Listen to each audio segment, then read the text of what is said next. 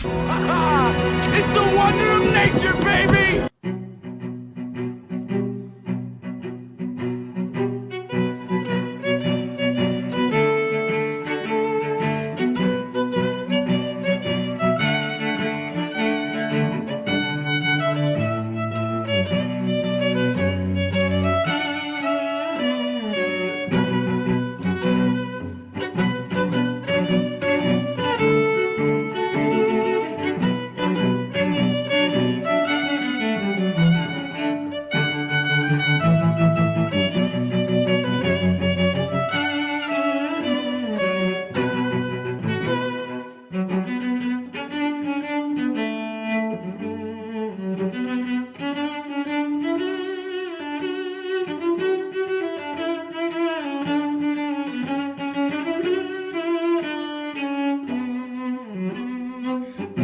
Good evening, everybody. It's Thursday, slightly after 8 p.m. Eastern Standard Time. It is time for Uncut History.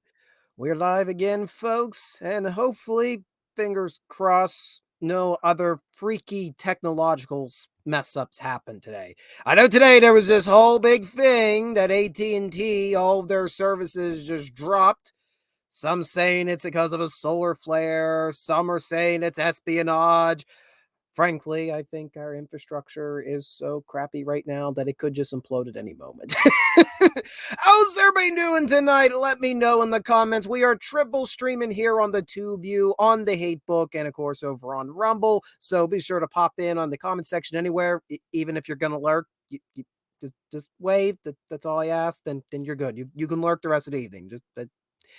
Just want to I want to make sure you're okay out there. I want to make sure that I don't have to go in there with the electric pads and shock you back into existence. Tonight is the preservation shout out. It has been a while since we have done the preservation shout out. And if you do not know what the format is for these types of episodes, well, essentially, I'm lazy.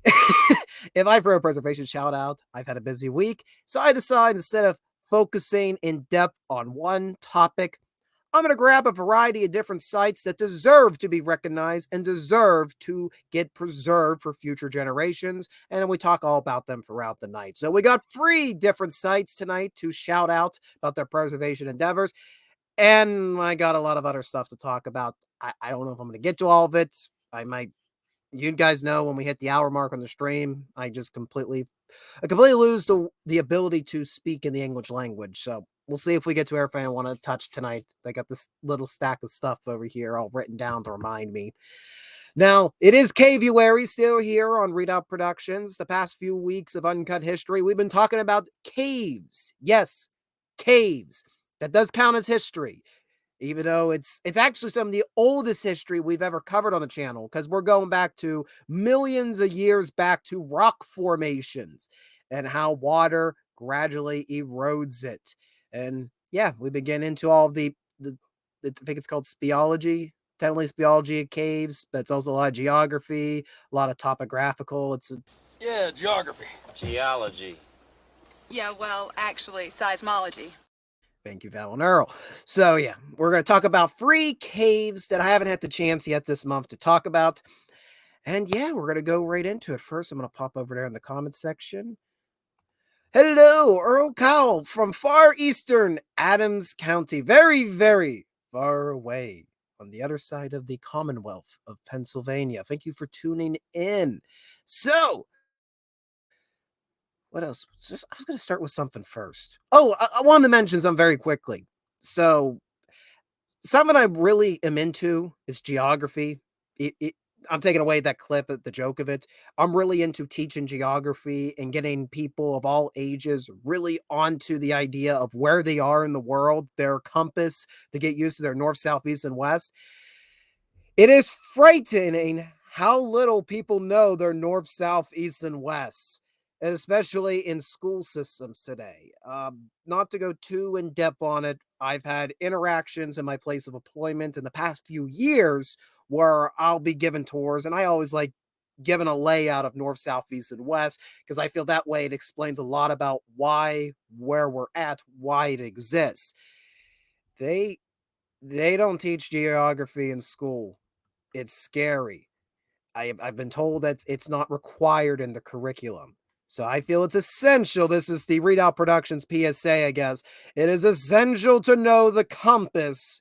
Knowing a compass will explain a lot about the world, why things are that way and that way. Just want to throw that out there. I just want to get that off my chest. And Dave Bybee has tuned in. Thank you, Dave. You guys, I don't know if you guys remember last year, we actually had Dave Bybee on a video where he was very kind to give us an overview of select flags from the French military in the 7 Years' War, and also got to show us off some of the equipment that they wore. He was in an encampment. He and his French units were encamped outside of Fort Necessity at Fort Necessity National Battlefield. So, man, that's pretty bad of me. I don't know the name of my own video. If you look up French reenactor on here on Readout Productions, his video will appear. It was taking place last July. Thank you again, Mr. Bybee, for giving me that time, and hopefully we can team up again. So, without any further ado, no more delay. We're going into the caves. We're going into the caves. First, I got to hit the button to go into the caves. There we are. Yeah, we are. Hidden cave. Yeah, the cave was hidden. The cave was hidden from me.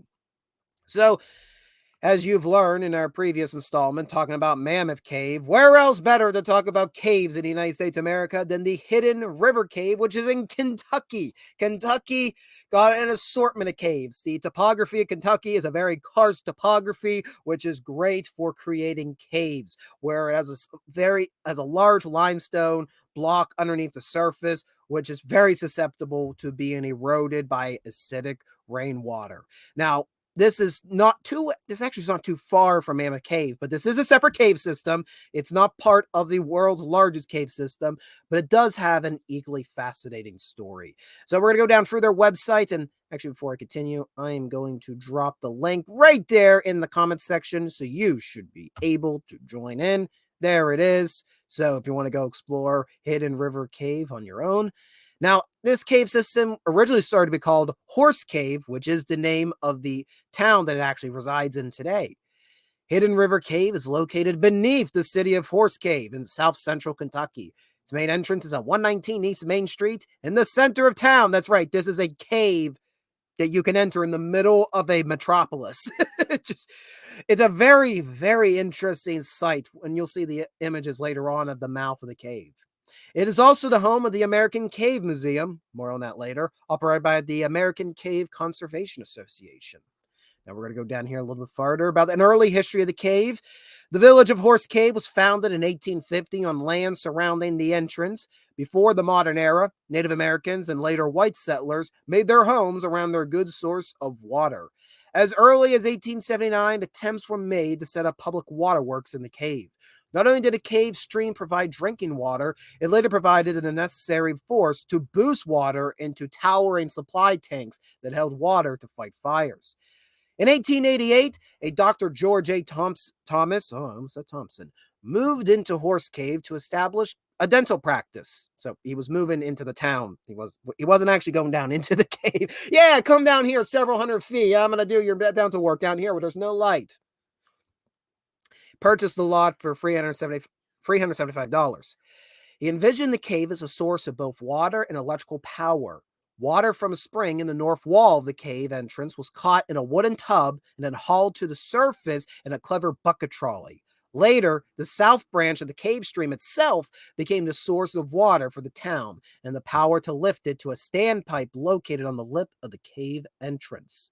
Now, in 1916, a half-mile section of the cave was open for public tours. Remember, this is in the craze of the show caves in Kentucky, where everybody was buying land in Kentucky to turn it into a business venture. That was the easiest way. That was the best way to make a quick buck in Kentucky's in the early 20th century.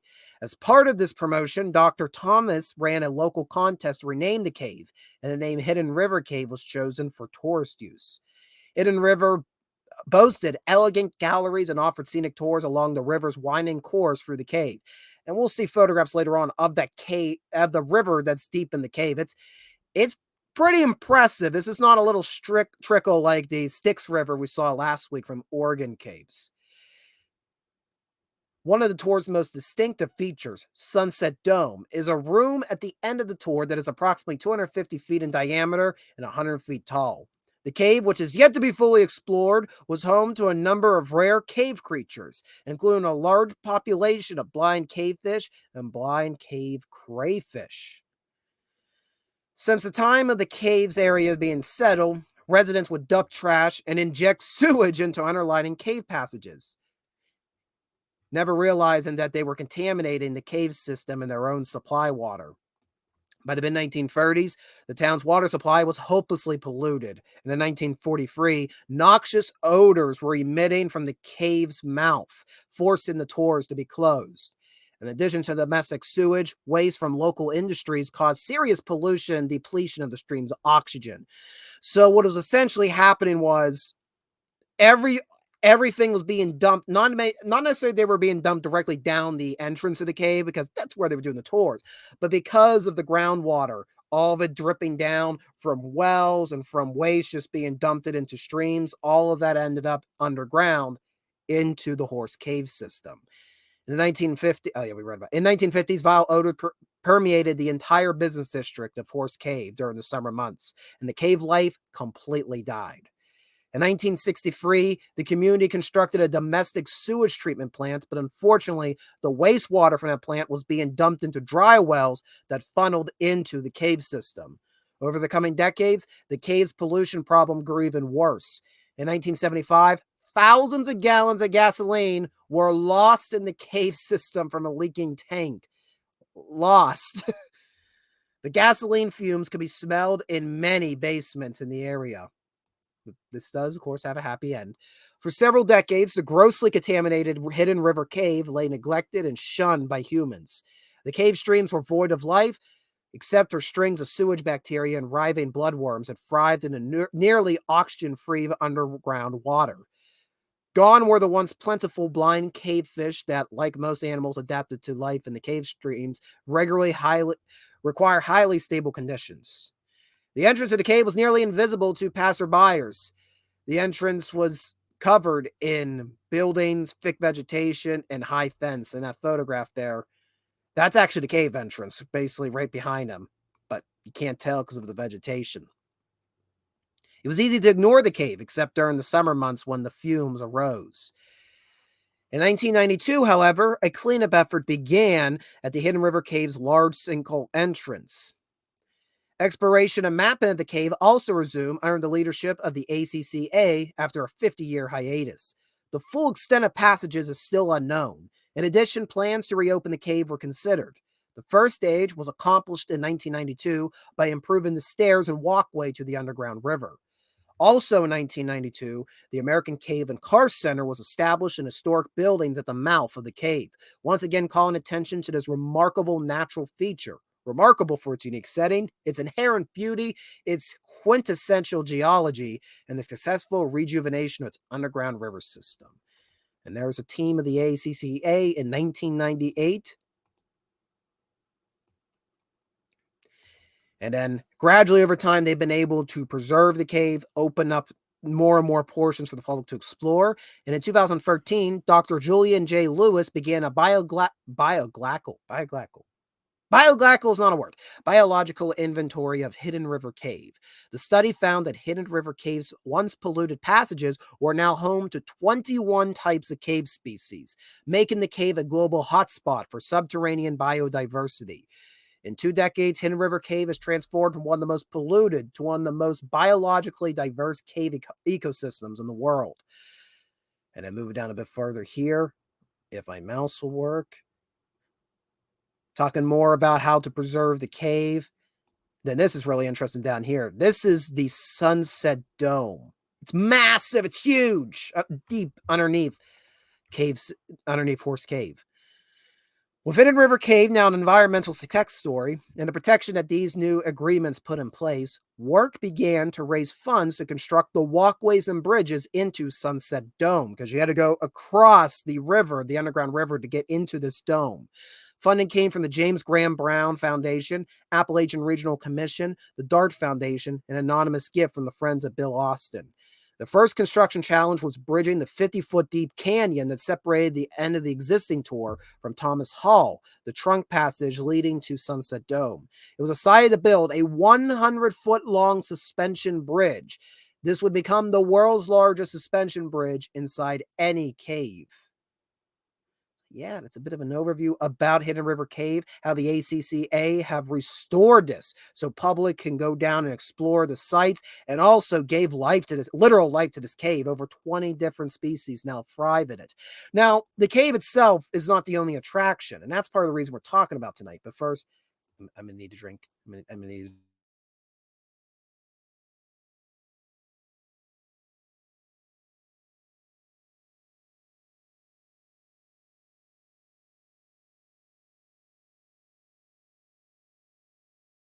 And Fu Man Blue has joined us tonight. Thank you for tuning in.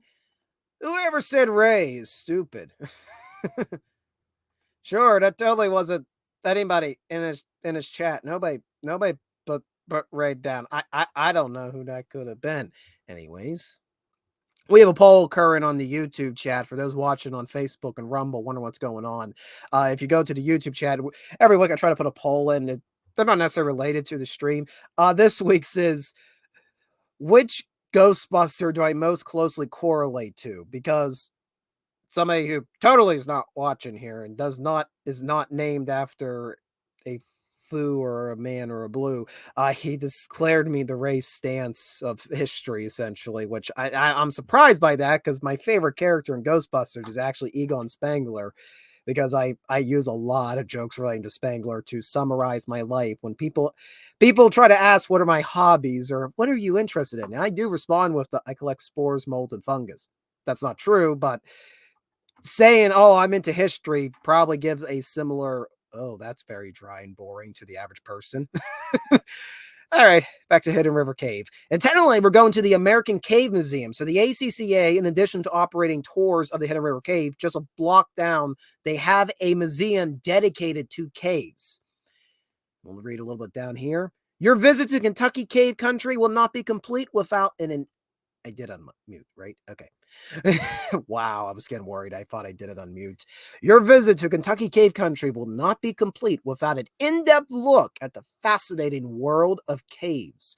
Discover the history and science of America's natural caverns through fun, educational, and informative exhibits at the American Cave Museum. Only cave museum in the United States of America, where you can learn about karst geology, archaeology, and many other uses of caves. They talk here some exhibits about groundwater quality, cave wildlife, and the early history of Mammoth Cave, the Kentucky Cave Wars, and of course Floyd Collins, probably Kentucky's most infamous cave explorer due to what happened to him in 1925. So a lot of hands-on interactive exhibits for younger ages. Very cool. They got a man-made column, it looks like. So yeah, a lot of cool stuff here. So when you go to Hidden River Cave, not only can you explore a cave, but then you can explore the history behind cave exploration, at least in the United States of America. And we'll go over here to some of the historic photos just to peek in as we wait for, I guess I have dial-up internet now for a moment. Oh, these are some older photographs. This is the initial iteration of Hidden River Cave in Horse Cave, Kentucky, one of the older brochures, but before the pollution greatly set in. Some early photographs. Oh, what do you have there? Bill Austin, deep inside the Flint Ridge system, the dressing ensued for a publicity photo. So Flint Ridge, I guess that's actually him in Mammoth Cave, not in Hidden River Cave. Oh, the gentleman right here, Dr. E.R. Paul, who was once a cave manager, is actually the son-in-law for Dr. Thomas, who once owned the cave in the late 19th century. And here up close, you can see the old dam inside Hidden River Cave. So down the mouth, you can see the whole contraption that Dr. Thomas had created to bring water to the surface for first himself, but later the whole town. And there's an early photograph in the 30s of the giant sunset dome. And there's Dr. H.B. Thomas himself on his rocker. Tennis court outside. They had a tennis court at the mouth of the cave, because that's clearly the cave in the background. And there's some of the blind fish that inhabit Hidden River Cave. And it's a little hard to see, but there's a photograph of the river system underneath in the cave. Some more of Thomas Hall, the passage that connects Sunset Dome to the rest of the world. Yeah, very cool. So, Hidden River Cave in Horse Cave, Kentucky. And we got some more people tuning in. Drippy Souls has he's voting that I am most likely Spangler. And then Wrangler has joined in. Hail and welcome to tonight's stream. Welcome to tonight's stream. So, we're going to bounce from Kentucky down into Tennessee because we are going to talk about Ruby Falls. You might recognize this name. It is the namesake of a song written by Johnny Cash and Roy Orbison back in the 1960s. No, I'm not going to sing it. I'm not going to hurt your ears any more than my Yinzer dialect does. Discover Ruby Falls. Pig your adventure. Journey deep inside historic Lookout Mountain to see the tallest underground cave waterfall open to the public in the U.S. Descend 260 feet by glass front elevator to see ancient cave formations along the cavern trail to the thundering waterfall. And if you're wondering where this is located, well, Lookout Mountain, that name may sound familiar because we are in Chattanooga again, guys. Yep, Uncut History is back in Chattanooga, Tennessee. Now, last time we talked about Chattanooga, we were talking about the battles for Chattanooga in November of 1863. That was one of my favorite streams, by the way, because I love talking about that battle. So many unique.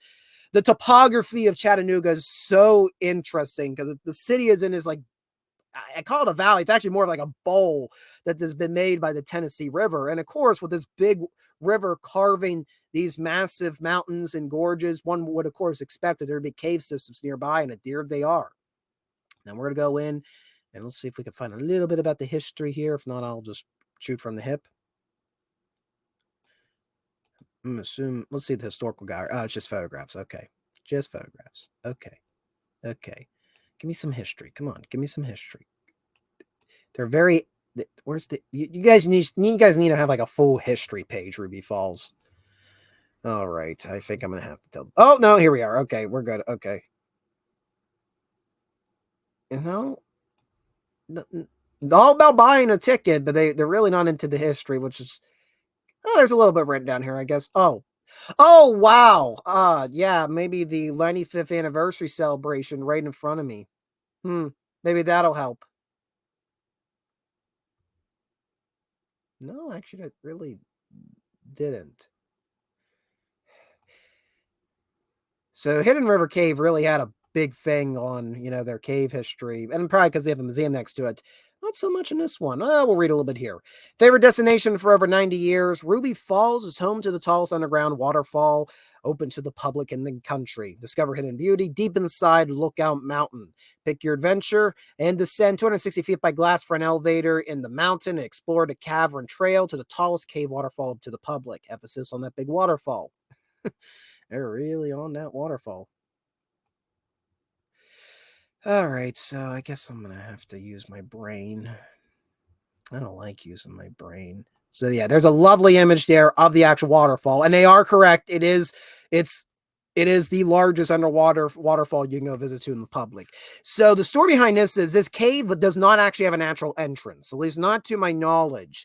But people knew that there was this massive cave system deep underneath Lookout Mountain. I'm talking hundreds of feet. And people over in the early 20th century had actually found an access to it. But the railroad company actually buried the tunnel that went into the cave system at the foot of Lookout Mountain.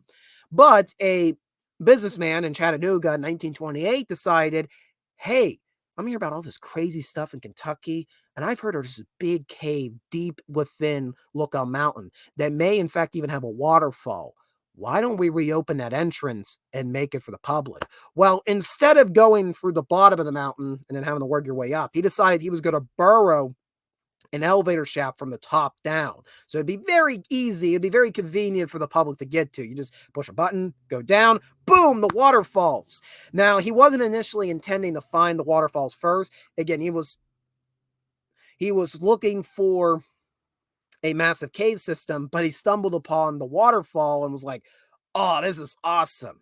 So in the early 1930s, this gentleman opened up Ruby Falls, and the falls themselves are named after his wife. And initially, he operated his massive show cave business. And like, I think I've read, like, it almost goes down, it's like hundreds of feet down that the Ruby Falls cave system goes, the Lookout Mountain caverns. But nobody really wanted to go any farther than the falls, so it was decided to block off the cave system and really just light up the pathway that goes from the elevator and the passage to go down to the waterfalls. Hey, fair play, less ground to cover, maximize profit. And to this day, it is a very popular destination in Chattanooga to see this massive waterfall coming down. Did you say that the place was named Lookout Mountain? It is named Lookout Mountain. That clearly has significance. I'm interested to see what the significance it has to Wrangler. Now, it seems like you have multiple adventures to choose from on Ruby Falls. Yep. So there's a variety of different tours down here. Let's take a look here. Cave walk to Ruby Falls.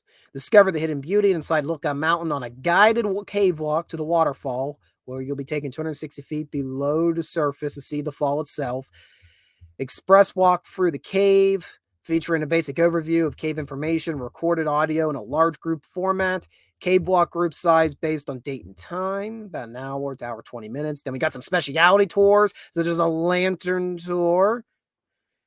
So you get to experience it like you were exploring it back in the early 20th century. Then the gentle walking tour. The before hours gentle walk tour is our most in-depth tour, led by senior level guides, featuring a small number of participants, very gentle pace with historical content. So this is the cave for us. This is what I need. I need to get on the gentle walking tour. Take my time. I want to hear all the juicy details on this. And here's actually a map of the cave system. Let's see if we can find starting with the elevator on the northern end of the property. Oh, they show a short film about the falls in the cave. And there's some of the formations as you descend down. They got a mirror pool, which must be similar to how we saw it in the Florida caverns, where the water is so still because there's no air movement. They serve bacon and potato chips. Oh, no, that's a cave formation. Okay. Tobacco leaves, western sunset. Hey, look, they got a frozen Niagara. Every cave got to have a Niagara formation. Am I right? And then, of course, leading right up to the falls themselves. We'll go back to now. Oh, no, we're done with Horse Cave. So let's go see if we can get some nice photographs, some more images. They also do a high point zip adventure for those brave enough. See, I'll go deep underground, no problem. Put me on a zip line? Nah. I'll go splunking instead. All right. And then we get some nice illustrations here of some of the formation. Oh, look, things going all over the place. There you can see some of the stalactites coming down from the ceiling. Man, you can see how much it wrote. That's a big fragment. Some flowstone, the Angel's Wing drape formation. Ruby Falls itself, they do have this beautifully lit. I got to be honest. The team behind the lighting, they know how to light a show cave with the blues underneath and just let the bright colors of the chandeliers, Leo's Passage. So yeah, there are some nice. So yeah, I wish this website would give you some more background on the cave system itself, but I guess their selling points like you come see the falls, we'll tell you about the rest. I mean, look, beautiful fodder wall. Come see the rest. All right, so I'm going to drop the link for Ruby Falls. Yes, the cave that the song "See Ruby Falls" is named for. And Maji Chan has joined. Thank you for tuning in tonight. Thank you for tuning in.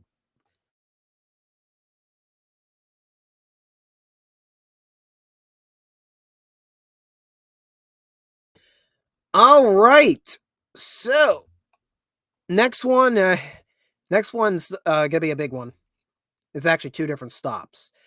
And now this is one I've actually been to. So I think all month we talk about caves, and I've not actually been to any of the ones we've been talking about. This one I've been to, though I was like 4 years old, 4 or 5. I was young. I need to go back here. So we are going from Tennessee. We're going over to Ohio, and we're going to Hocking Hills State Park. Now, this is going to be a very different cave than we've been talking about in the past. So this one doesn't actually go deep underground. Rather, these are more like rock shelters and cliffs that have been formed by erosion, but man, do their overhang go very far forward. That, yeah, they could tend as caves, in my opinion. So, what is the significance of Lookout Mountain? I am curious. Does this have to do with Haley's star? Okay, so we actually have to go. The Ohio State Park System really doesn't have a good website, at least for what I wanted to use for. So I went to the HockingHills.com, which is the regional tourist site, and kind of broke it down to two. So Hocking Hills State Park is this. It's a very popular state park in southeastern Ohio. For those that think that Ohio is flat, well, let these photographs tell you otherwise. Southeastern Ohio is on the very western edge of the Appalachian Plateau, and it got some very rough topography, but some beautiful topography as well. And one particular portion is the Hocking Hills State Park. Particularly, this gorge has been made by a stream over millennium, eroding sandstone. Basically, how the sandstone is around here kind of formed like a sandwich. They call it the Blackhand Sandstone. You're probably asking, how did they get called that? Well, somebody walked around and saw what they thought was an ancient black handprint on the wall, and they called it the Blackhand Sandstone Formation ever since. So the Blackhand Sandstone has two very thick layers sandwiching a very soft sandstone in the middle. And that acidic groundwater, I should say more rain runoff over millennium as it came through, carved down through, got underneath the hard capstone, and was kind of compressed between the hard capstone and the hard understone, and it just basically carved all of that smooth. Imagine it being an Isley chipped ham sandwich, and you got this very good wheat bread on either end, but just ate all that. Yins are eating all of that chipped ham out of the middle. So you end up with these massive overhangs overlooking the stream. And the region, the term Hocking is actually an indigenous term meaning bottleneck, because the stream here of the Hocking that goes through, there's many areas where the water narrows into a waterfall, it bottles up to go down these waterfalls. So it's actually several miles worth, the stream of these formations, this karst topography. But there's two particular formations, and you can hike all of this. This is all one state park, but there's multiple parking spots to do it. I think we hiked the whole thing. I remember being at these caves, but I'm looking at these maps now. I'm like, wait, we hiked all that? Man, we were young. So the first and most famous is Old Man's Cave. And the story of Old Man's Cave is, I think I find the photographs down here. Way down here. Way down here. Give me a good photograph of Old Man's Cave. They don't got a good one of Old Man's Cave, do they? Lower Falls. That's the problem. Like, Old Man's Cave, the region is known as Old Man Cave, and everybody knows it by that. The story is that there's a rock overhang, and that somebody found the body of a hermit who lived in this cave, apparently in the late 18th century. His body wasn't found until the early 19th century, and people presumed, oh, that's where he died. That's kind of the best photograph they got. I apologize. But you can see you got the thick top of the sandstone, and you can see it's just that black void of where the loose stuff was all chewed out over the years. And it goes back deep, guys. It goes back deep. And they have this nice trail that goes up underneath the overhang. It's said in the early 19th century, locals found the body of this hermit with his dog, the skeleton of him and his dog, and ever since it's been called Old Man's Cave. Apparently, locals have buried his remains somewhere around the cave, but the grave is not marked. So Old Man Cave is, I think, the most easily accessible. So it's the name known in the region, but it's actually not the most well-defined cave. As you can see here, it's kind of a void that goes back into the hillside rather than a cliff that juts out. In the immediate region as well, you got a lovely waterfall formations that come through. Like right here, there's some of the lower falls. Again, I think you're seeing why they call it the bottleneck, because of how the creek is for this area. And there's a particular bottleneck where the water swirls, and they call it the Devil's Bathtub. I think you can see it from the top of this bridge right here looking down. I think the Devil's Bathtub is the upper end of the gorge. So yeah, Old Man's Cave is really is the most famous of the caves, even though it's not very well defined once you go see it in person, but because of the story that is behind it. And this is actually a map of the upper part of the state park. There's a visitor center, and they can see the various trails that crisscross over the stream. They can actually see Old Man's Cave right down here, and just below it is the Sphinx, which I'll show you another image of. Does it look like a Sphinx to you? Head of a Sphinx? I've seen some better Sphinxes in my days in caves, I'll be quite honest. But yeah, some beautiful karst topography that you can go explore. But just downstream from Old Man's Cave is Ash Cave. Now, for some reason, I think everybody thinks Old Man's Cave is Ash Cave, because Ash Cave is the one that's highly photographed. And you'll see why momentarily. In the southernmost reaches of Hocking Hills is Ash Cave, beyond doubt the most spectacular feature of the entire park. Ash Cave is the largest, most impressive recessed cave in the state of Ohio. The approach to Ash Cave is through a narrow gorge lined with stately hemlocks, massive beech trees, and various other hardwoods. The valley floor offers brilliant displays of wildflowers in all seasons, including large flower trillium, Dutchman's breeches, trout lily, jack in the pulpit, and jewelwood weed. Yeah, or jewelweed. How do people name all these plants?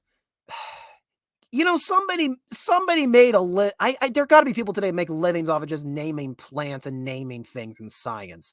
Oh, I found this slightly different colored thing, so I'm gonna name it something different. Give me royalties. The narrow gauge. We're not talking about trains today, readout. The narrow gorge is approximately 1/4 mile in length and with astonishing suddenness gives way to the tremendous overhang ledge and cave shelter. And this is photographed inside Ash Cave. I think you see why it's well photographed, that massive overhang.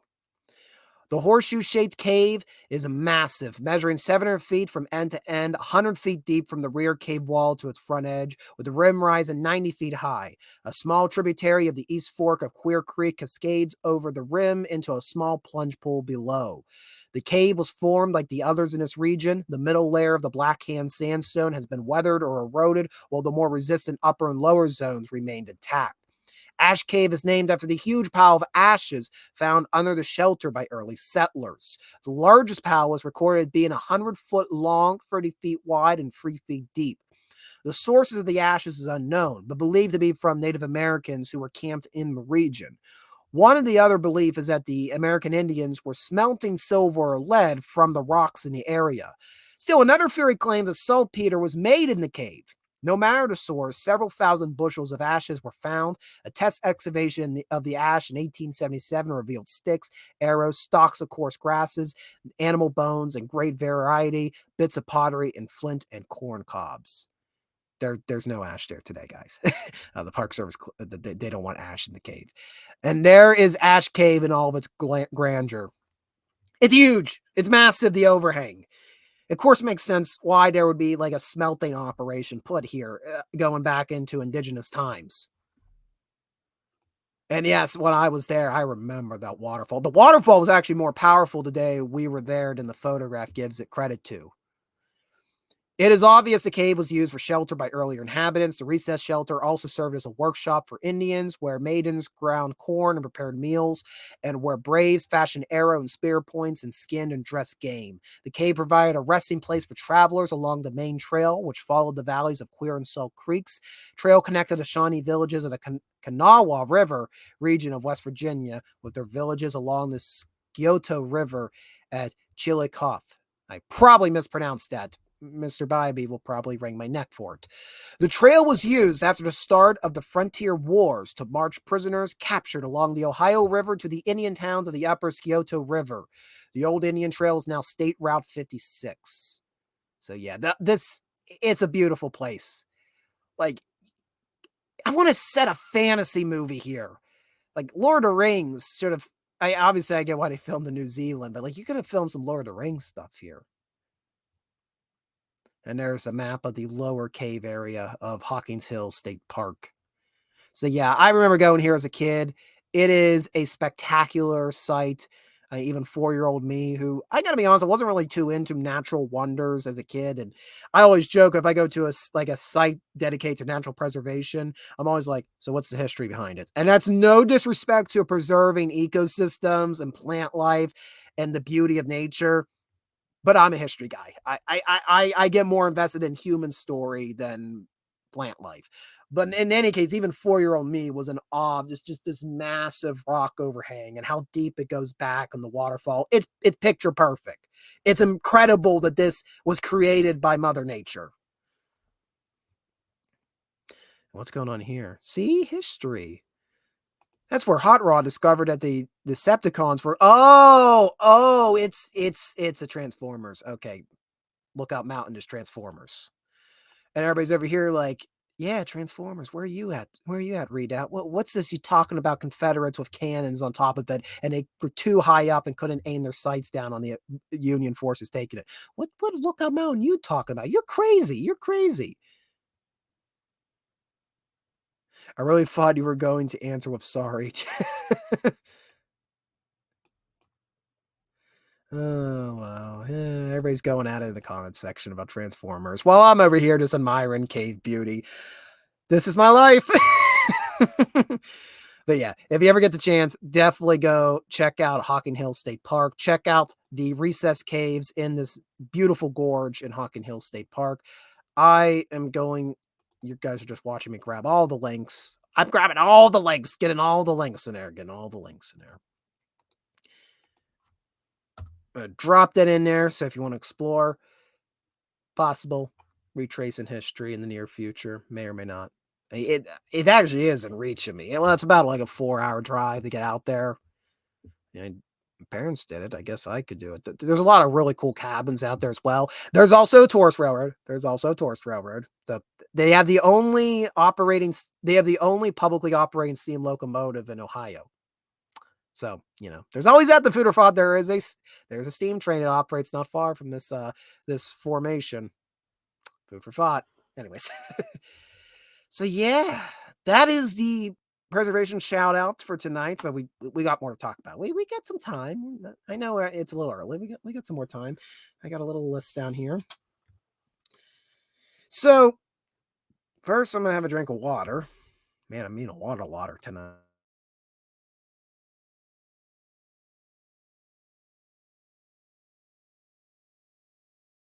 I'm eating a lot of water tonight. Maybe it's because I'm really hyped, or maybe the man flu that's going around is about to take me over. That may happen too. I really hope not.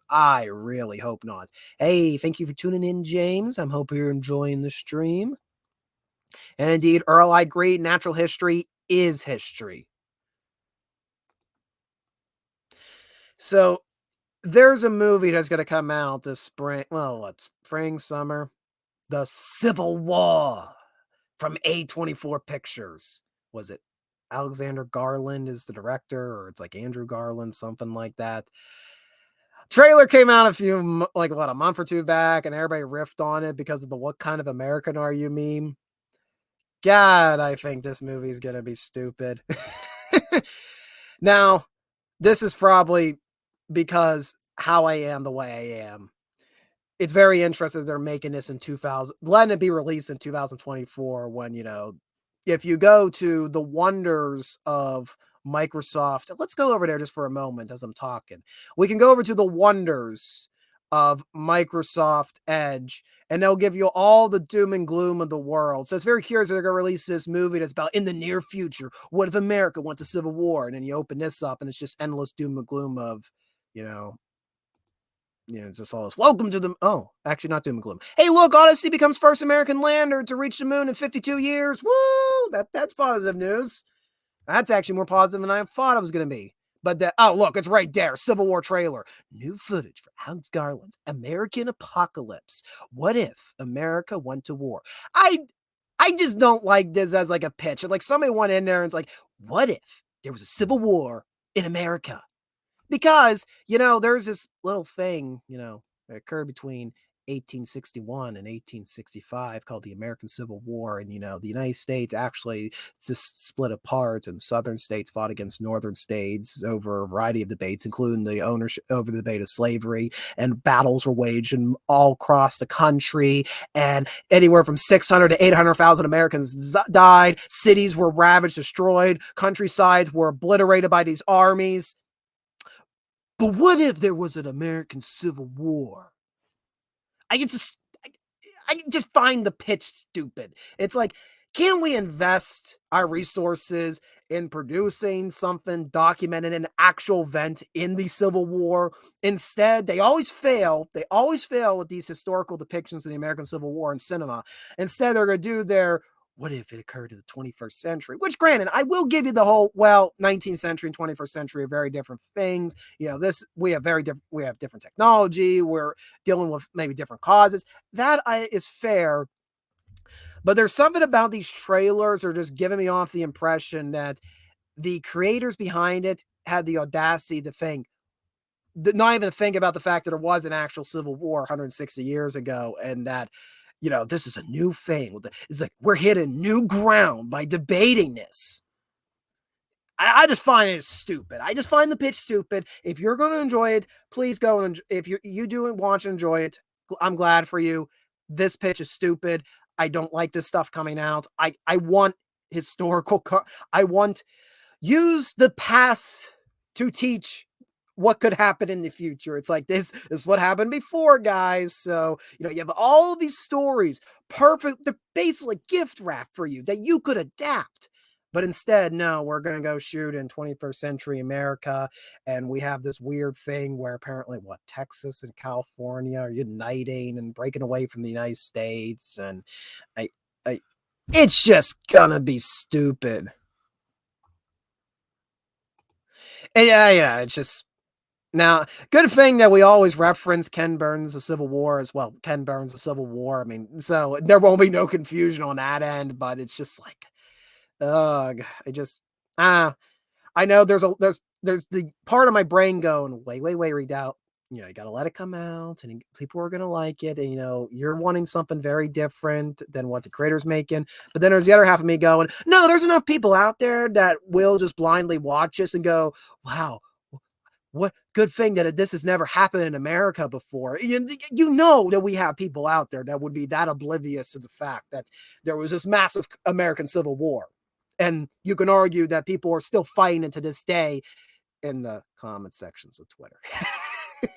So yeah, the movie's coming out. I keep seeing the trailers. They must be really paying for the marketing, because the trailers have become very frequent on YouTube ads lately. I wouldn't be surprised when you turn on some of my videos. What's the trailer when you turn on that Robert E. Lee video? It's probably for Civil War. That's no, your Civil War and the Civil War I'm talking about, very different things.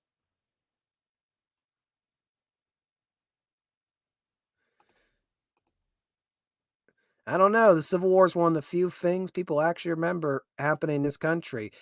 I hope, but I mean, there's people in this country who probably think Wakanda is a real country too, James. I'm just saying. And Trippy Soul says A24 has done some very artsy movies, and they have. I mean, there's stuff I've really liked. The Lighthouse. The Lighthouse was great.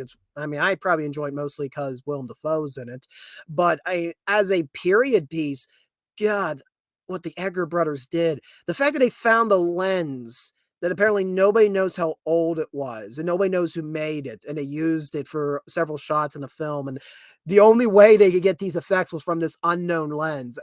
And I love the aspect ratio behind it, set up like in a silent film setting. So A24 starting out did a lot of stuff. That's the only thing I can give people faith that, like, well, it's A24 releasing it, and A24 tend to release a lot of bold content. And if this has a lot of good a lot of context to it, I'd be happy to be proven wrong. But the marketing's not doing this film any justice. The CGI 2-star American flag, it just looks really dumb. The whole, what type of American are you? Thankfully, it produced a great meme. It produced a great meme that can be reused over and over. I'll probably use it one day too, that template. So Yeah, I don't know. Just from my standpoint, I'm being really selfish right now, ain't I? Criticizing something because it's not being what I want. I just don't see it going well. And again, I can just imagine people going to see it and being riveted by it and coming out and completely acting like this could never happen in America. This was all made up, this has never happened before. This is new ground. And it's just like, everybody over here buried in the National Cemetery at Gettysburg going, are we a joke to you?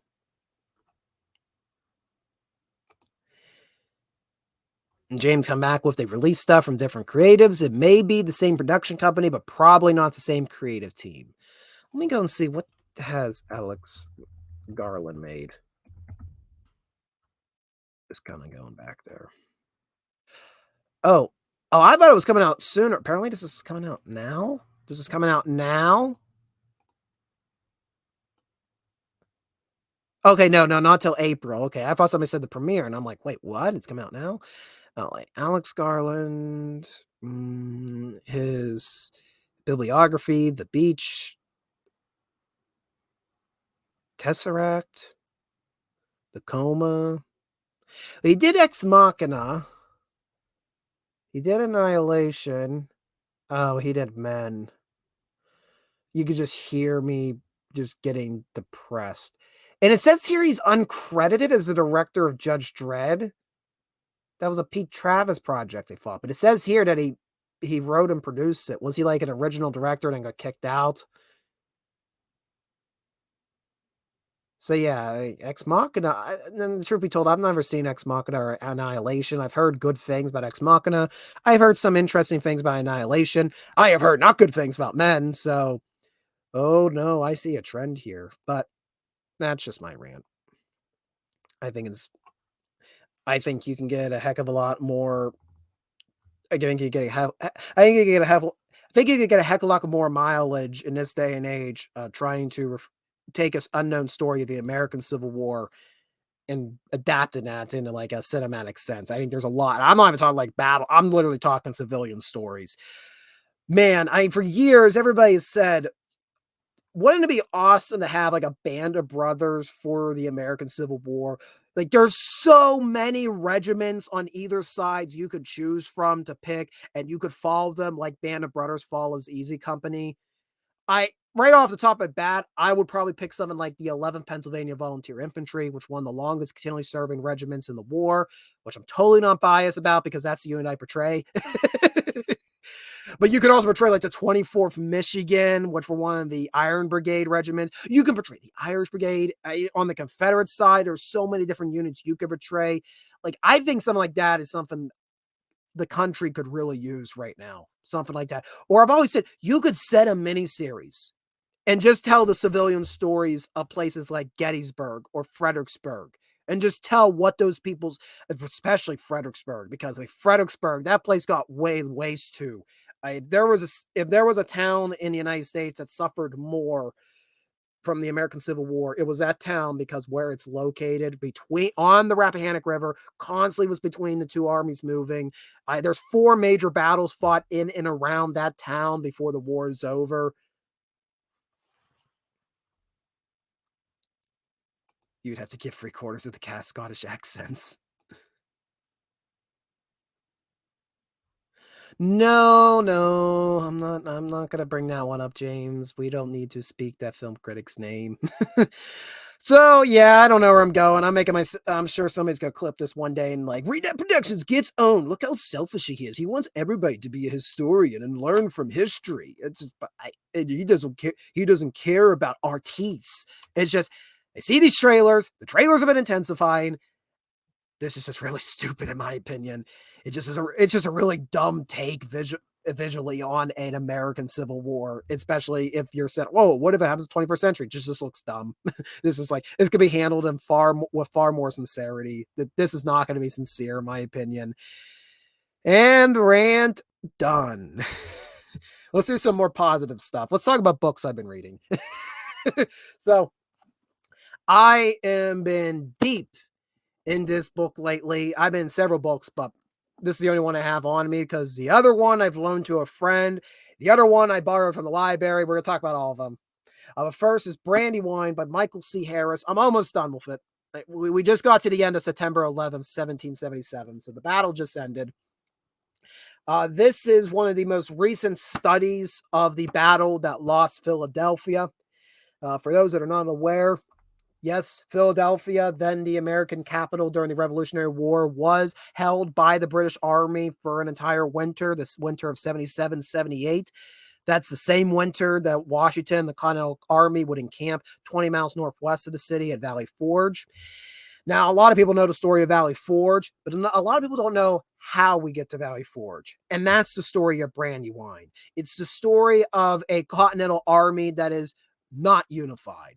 Now, I think a lot of people have given the Continental Army a lot of flack in 1777, but they were not unified. They were disorganized in an extent. And while I think they had by that point developed the ability to stand man to man to the British, they couldn't hold their stand against the British. That makes sense. Like, oh yeah, we can line up and face in front of the British, but few volleys, we're going to start departing. So, but the other interesting thing about the Battle of Brandywine is it's one of, if not the largest land battle of the American Revolution. It involved 30,000 soldiers on both sides. Washington had set up entrenchments along Brandywine Creek west of Philadelphia. For reasons that it still boggle my mind, the British commander William Howe thought it was a better strategy to spend the entire summer moving his army from New York around the Delaware, around up the Chesapeake Bay, and offload him in the Chesapeake Bay to attack Philadelphia. Yeah, I'm very critical of that move. So Brandywine's an interesting battle. It's this massive battle. Sadly, the battlefield's not preserved very well. It's a lot of residential area today with a few small pieces that are preserved by local entities. The Americans lose, but they're not annihilated. They are able to withdraw from the field in an orderly manner. And while Howe does capture Philadelphia, it's a hollow victory because Washington has escaped, moved out of his reach, and is going to live to fight another day, and actually is going to harass Howe for the rest of the year, making his life a living hell for the next several weeks while he holds Philadelphia. So I'm really excited to talk about this in more detail, but I wanted to do some research first. If you've heard me talk about our Revolutionary War trip coming up in a few weeks, we're hitting Brandywine. That's the itinerary. We want to hit Brandywine because I want to bring this story to life. I don't feel it's been done justice yet on YouTube. So I'd like to have a chance. I'd like to have a crack at trying to bring this to life. So I'll do more explaining when we get to those episodes in the future. But for the time being, I read Harris's book. This is the most recent study on that battle. Clocks in at over 400 pages. And a lot of it is just a study of the battle. So I give a lot of credit to him. The appendix, which are really interesting, they're only in the last 70-ish pages. There's a lot of history books you'll get that the actual book is only half of it and the rest is appendix, which is great for research, but for casual reading, it's like, oh, okay. So this is a very beefy book. I would recommend this for anybody who wants to get anybody who's a student of the American Revolution. I think this reads pretty well for a casual reader, but there is a lot of technical babble, a lot of details like numbers of casualties, how the units are formed that the average reader is not really going to care too much about. So this is somebody who's a student of the American Revolution and is a student, I would also say a student of Philadelphia area history. So if you want to learn more about September 11th, 1777, and why that date was infamous in American history before the events 2001, definitely check this book out. I'm very happy that I chose this as my introduction to the Battle of Brandywine, as Mr. Harris does a lot to dispel myths, some myths that I had actually heard about the battle before. He goes really intense on the Hessians. Everybody talks about the Hessians and how dare the British Empire recruit Hessians to come over and be part of the army. There's a lot of misunderstanding Americans today have about the use of German soldiers by the British Army. They're not mercenaries in that they were individuals hired by the crown. Rather, it was the case of King George III and the house and the monarchy of Britain had all these familiar ties to provinces and duchies throughout Europe, including what we know today's Germany. And it was not uncommon for him and other leaders who had ties to these duchies to pull their allied duchies to theaters of battle. It's like, well, you're my second cousin, so can you give me some troops? And that cousin would grant it. It happened regularly. And again, contrary to belief, no, the Hessians were not the only ones that came over. They came from a variety of duchies. No, they were not drunk the morning of the Battle of Trenton. They were wide awake. People say that they were drunk in the morning. You're discrediting the American victory by doing that. But what he talks about, Harris talks about here, is how everybody talks about the Hessians in primary sources. All these people remembering the battle. I saw Hessians doing this. I saw Hessians doing that. The Hessians were everywhere. The Hessians weren't the entirety of the British Army, guys. And it seems that a lot of people misidentified uniforms on both sides as Hessians. So British were misidentifying Hessians as actually being Ferguson's riflemen and the Queen's Rangers, while Americans were misidentifying their own guys in the Pennsylvania line because they were wearing green uniforms as Hessians. And then if you look at the what I didn't realize to reading this today, if you look at the actual Hessians casualty list, they have some of the lightest casualties coming out of Brandywine. They weren't really engaged. So, yeah, that's just one example of why I'm glad I picked up this book, and I would recommend, if you're going to study this battle, pick this one, because he dispels a lot of myths that have been built up over the years. And also, there's not a lot of studies on the Battle of Brandywine. There's like 3 or 4 to choose from. So, this is the most recent one. I think it came out in 2012. So, go with this one. After that, I read The Battle of Paoli. That was done by Thomas Maguire, came out in 2000. That was the one I rented from the library. So I went through that in a heartbeat. And Earl popping in saying, everyone loves sailing on the bay. And this is true. This is true. I read Battle of Paoli by Thomas Maguire, which is a study on the Paoli massacre, which occurred just a few days after Brandywine. As I mentioned, Washington was not obliterated at Brandywine, though he evacuated Philadelphia. He got across the river, got rested, and actually got emboldened. He's like, I actually got Howe in a trap. Howe's going to go in that city. If I come back across the Schuylkill River from the west, I can shut the door. Howe can't go back to the Chesapeake Bay. He's going to be forced to evacuate Philadelphia and go back into New Jersey. So that was his strategy. It didn't work out. And it didn't work out because, well, Washington fought the division of Anthony Wayne, was pretty well concealed and getting behind the rear of the British. Howe knew about it from day one, and the British made a rare night attack on Wayne's encampment. And the order was given when it went to the encampment, no flints are to be given out to the men. The flints for your flintlocks that cause your ignition. We're not firing muskets. We're not letting the muzzle flashes give away our location. This is pure surprise. You will take them out with the bayonet. And indeed, 53 Americans are known to have been killed in this attack. There wasn't a complete rout. Again, everybody uses the term rout. A rout, in my opinion, is first Bull Run, where the whole army is just fleeing. This was a withdrawal. They got into their columns and then retreated. But still, at night, it was chaos. Many people were attacked. Some accounts of them being bayoneted in their encampments. It's brutal. I will say, Maguire's book, I highly recommend to any reader. Even if you're not really into the military tactics, I think it read very well. And it does more than just be about the Paoli massacre. It is a history of the war in Chester County in September 1777. He goes into he talks a bit about Brandywine. He talks about how these raids by the Americans and British destroyed the lives of Chester County residents. And it all, of course, leads up to the Paoli massacre. Read very quickly, some brutal depictions of combat. I would recommend it to anybody. So not just a historian, anybody who's looking for a good read in a history book, a nonfiction, check out Battle Paoli by Thomas Maguire. And it is a regularly cited source. Maguire is seen as one of the top historians when it comes to the Philadelphia campaign. And then last but not least, I read a book about Valley Forge. It was a brief book, about 120 pages. want to say the author's name was Greenwald. Oh God, this is bad. I have the notes somewhere. This is the book that I gave to my friend, so it's not on me currently. And I've been trying to find a Valley Forge book, like a good one. So I found this one at Gettysburg from my favorite store, the For the Historian. Great bookstore if you've not been there, by the way. That's actually, I got the Brandywine book about over a year ago from For the Historian as well. When I was looking for a Valley Forge book, this was the only one I had, and I was like, okay, this is a relatively light read. So myself and my friend, who were both going to be going on this trip, we could both get an overview of the Valley Forge.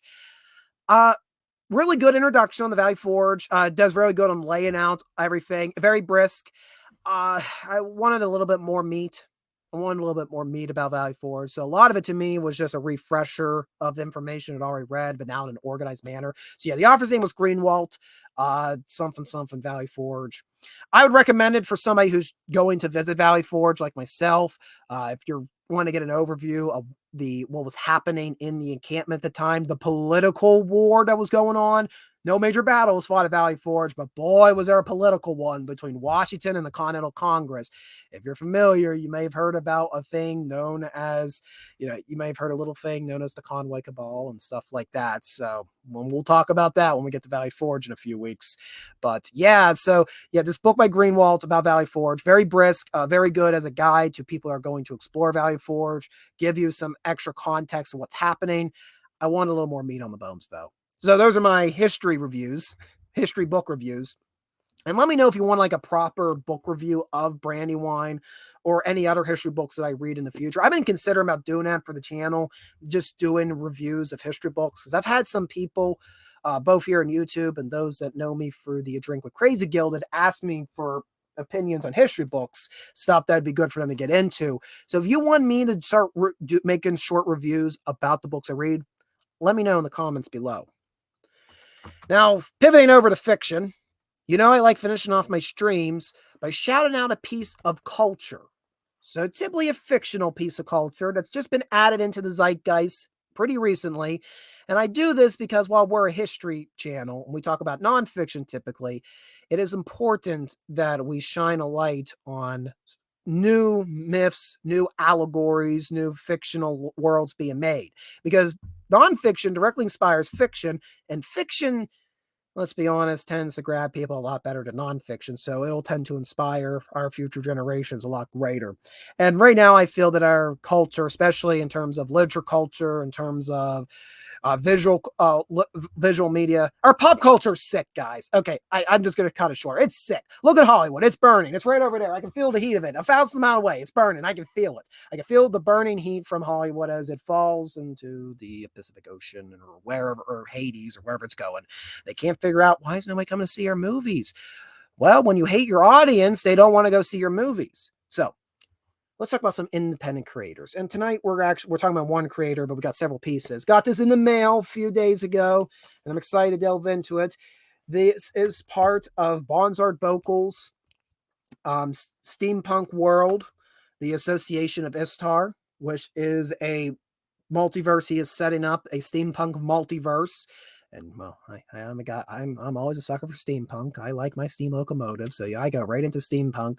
So he set up this whole multiverse that other people that, if he approves, are allowed to contribute to this world. And the Association of Ishtar, short, is this association set up that can go into multiple universes and basically cross communicate between them. And they deal with trying to stop these anomalies, these abominations from coming into from one universe to the other. So they try to keep everything in its own separate universes, but with a lot of steampunk technology. He just released, I think this is the first comic he's put into the Association of Ishtar. It is the Journey to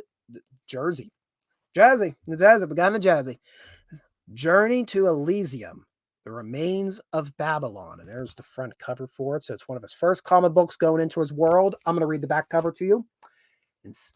I probably should do it like this. Yeah, much better. Much better. In 1791, a mysterious object appeared in the heavens. Bigger than most cities, the Elysium object drifts in the orbit of the moon. From whence it came, nobody knows. But many believe it had always been up there, waiting for the right time to re-emerge from the void. Others believe it's nothing more than a mirage. but even illusions serve as purpose. Golem Ali was one of the rare visionaries who attempted to reach the object by rocket in 1820, but both missions ended in failure. After repeated failures, Golem Alim became a recluse on the ocean platform known as the Babylon Project. 50 years later, a chairman of the Association of Ishtar travels to his island with an armed delegation of elite soldiers known as the Airborne Dragoons. What could she want of the disgraced visionary?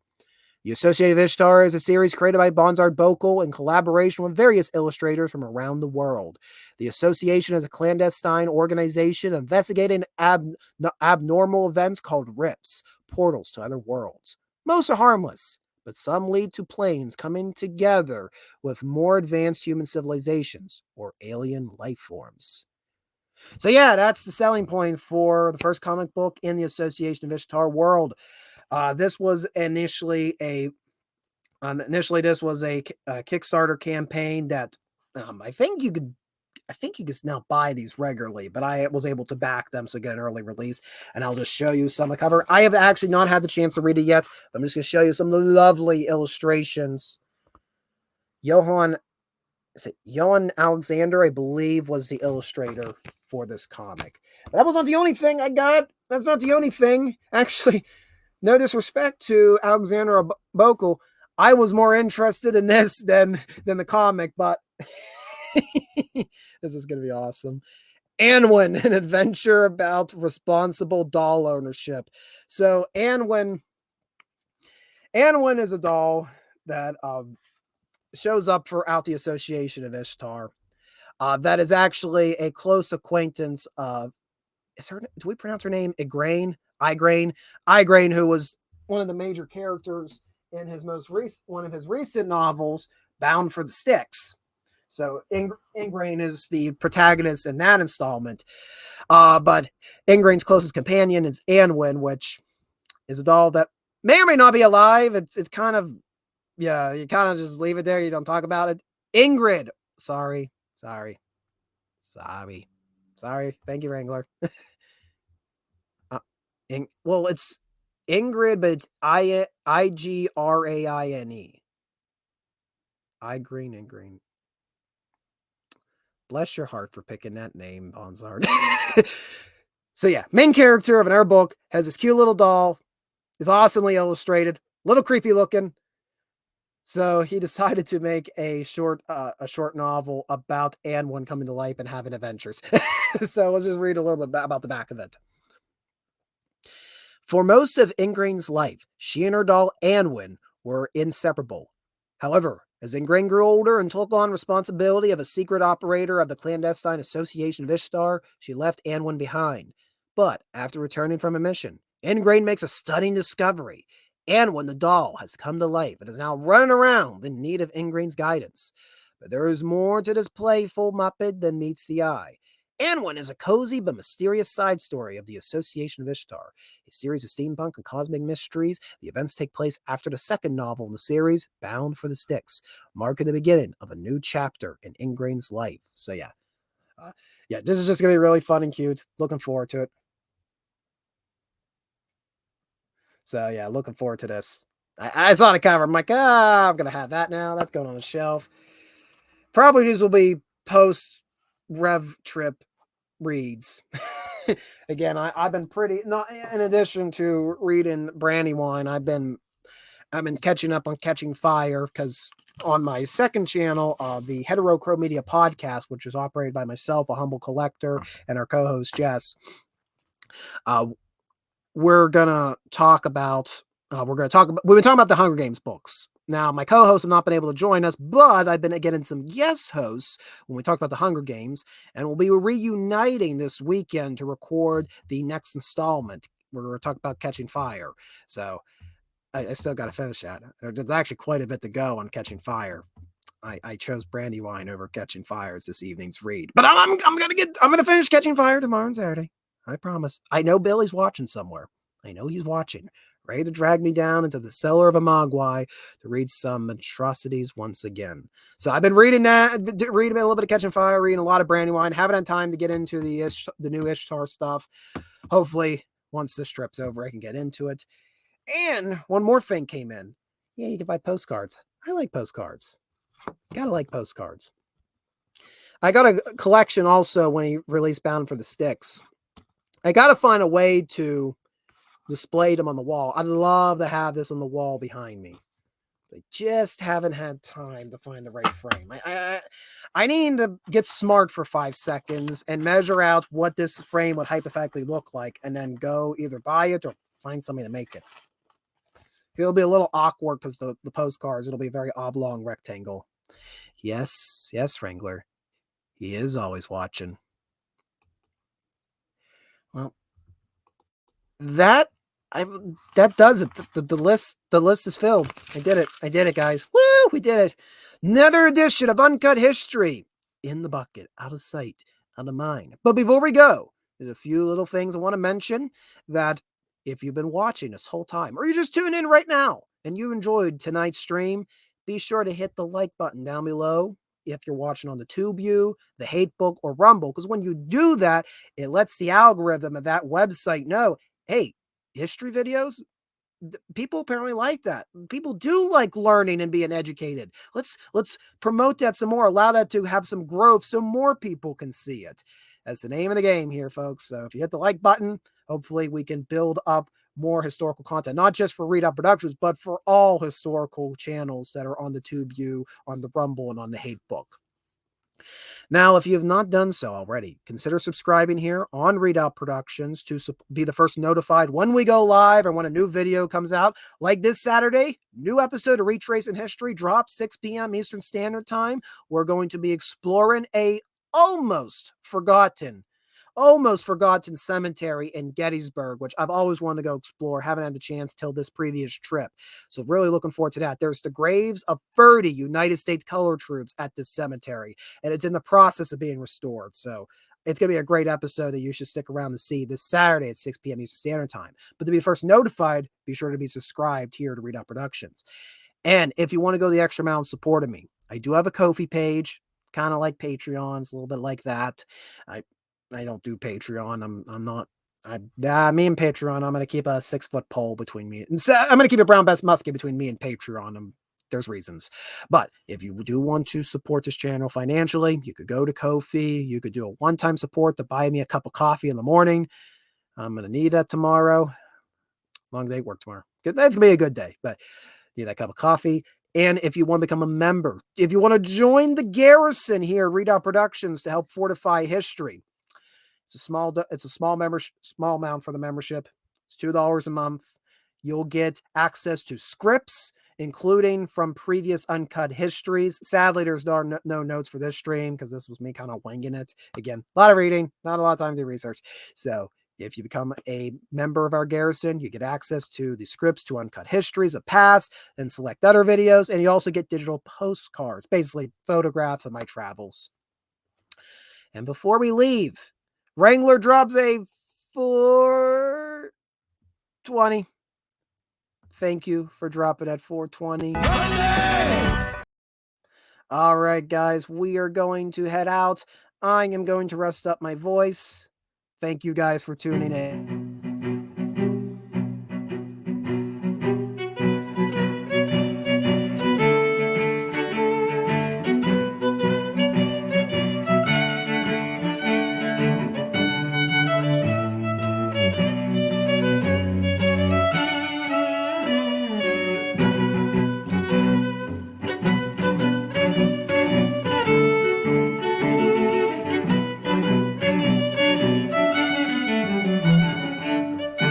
And no, I did not forget the poll. Hold on, I'm going over there right now. If YouTube will load the chat, I would like to see the chat, YouTube. YouTube, why aren't you giving me the chat?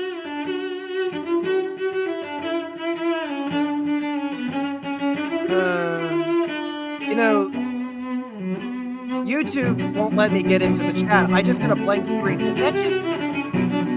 Let me know why I just get a... Oh, there we are. Okay. YouTube finally decided to show me chat. We're in the poll.